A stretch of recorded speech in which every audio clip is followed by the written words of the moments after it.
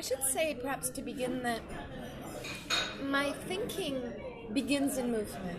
And I, in my teaching over the years, I've become more and more interested in where we begin. I think we really, when we begin to understand where we begin, we also become more sensitive to how best we can learn.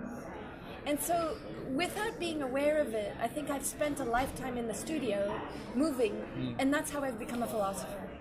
So for me, as you know, I wrote a book. My first book in the trilogy, what I consider to be a trilogy of movement, was Politics of Touch. And Politics of Touch was a book where I was trying to understand the relationship between what I called sensing bodies and movement.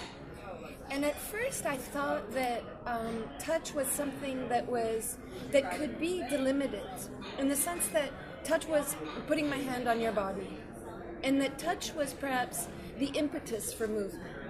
But as I continued my work, I realized that, and now that I've read Whitehead, I know this to be philosophically the case as well, that touch was too late in movement.